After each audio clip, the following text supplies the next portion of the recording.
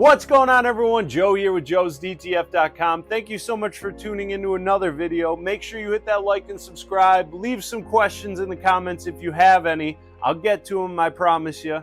In this video, I want to show you another great way to utilize JoesDTF.com Gang Sheet Builder to edit your artwork. Now, I have a customer that reached out and asked if I can make some adjustments or how to make some adjustments of his one color bitmap artwork.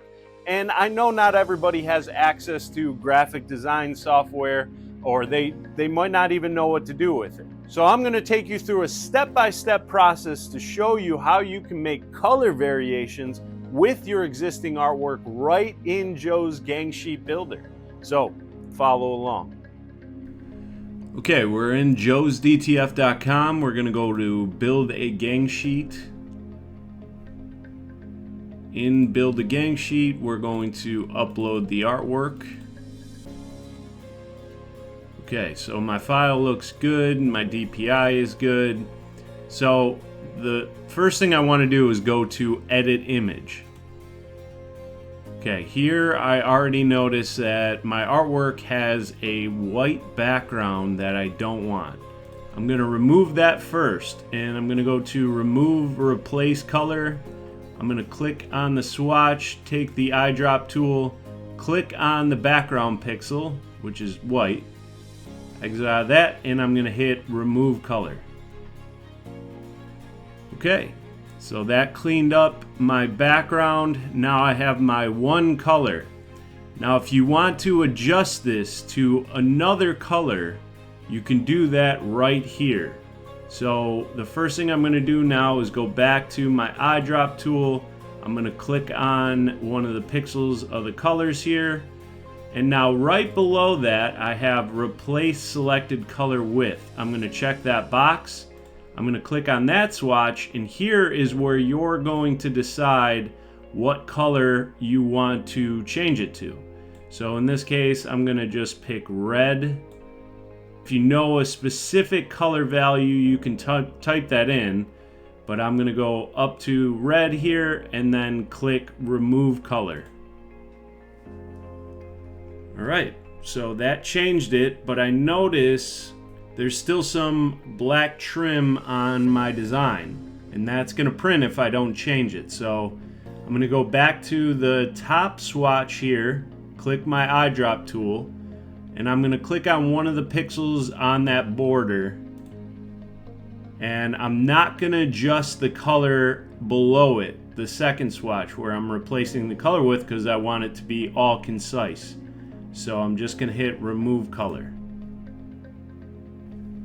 Okay, that looks better, but I can still see that there is some of that trim.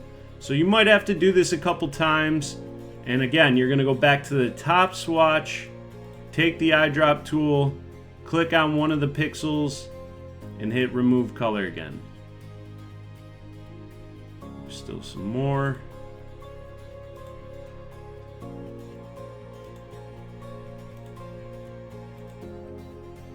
Okay, now you can go through and kind of check out your whole logo, make sure that everything looks good.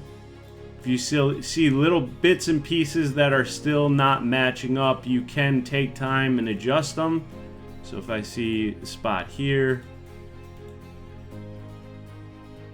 because all of these colors will print, and that looks like a clean, sharp edge that I want. I'm going to do one more here.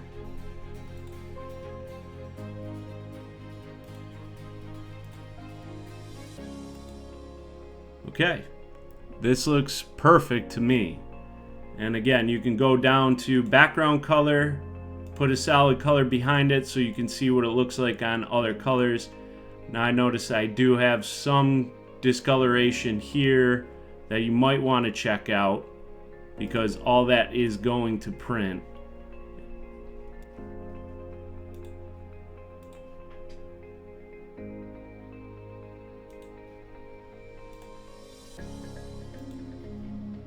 So add the background color. I'm happy with it. This will work for me. So what I'm going to do is just add to image. Okay, so I have my original here, or I have the original here, and now I have the new file with the adjusted color and the transparent background.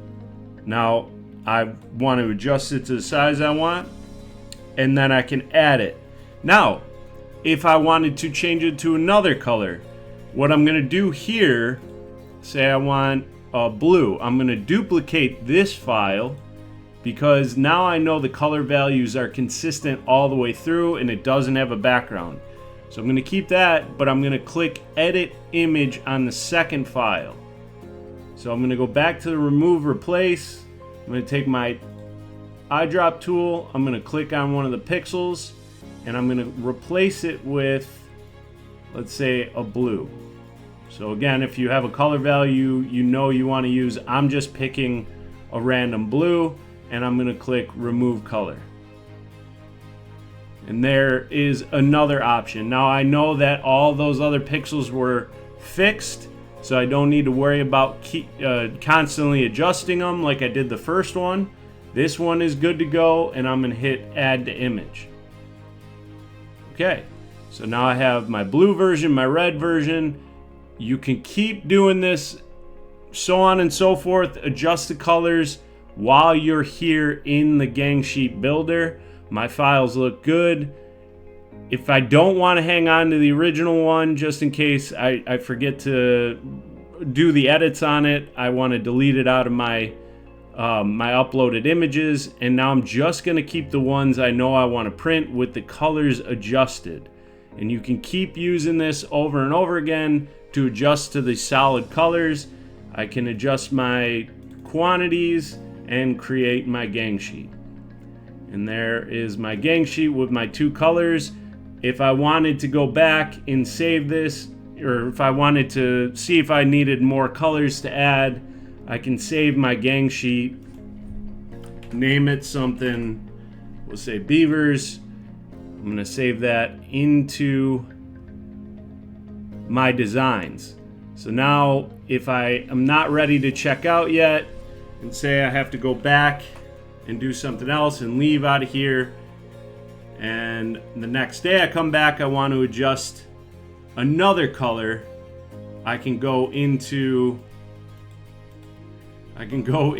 my designs here and click on my Beavers gang sheet here. So down in designs.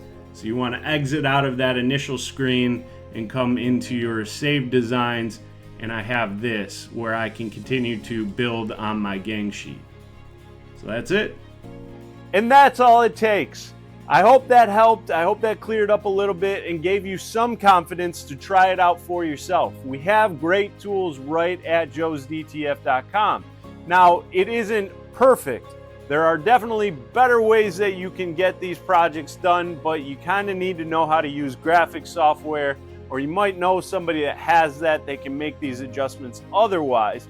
But I want you to get some experience and try testing it out for yourself.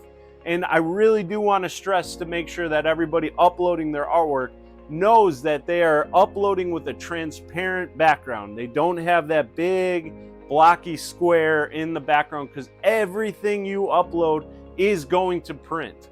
So go check that out. Even if you want to double check your art before you upload, go into that edit image and look to see to make sure you're on a transparent background before you upload. I also wanted to show you that you can save your current gang sheet. So if you don't upload right away, you can come back to it right in your account and go and keep adjusting or manipulating artwork, whatever you want to do. So I hope this helped. I hope this cleared up some stuff. I can't wait to see what you guys are making. Make sure you're following along. Like us on all your socials. Follow our group on Facebook. Thank you guys so much for watching, and keep being a rock star.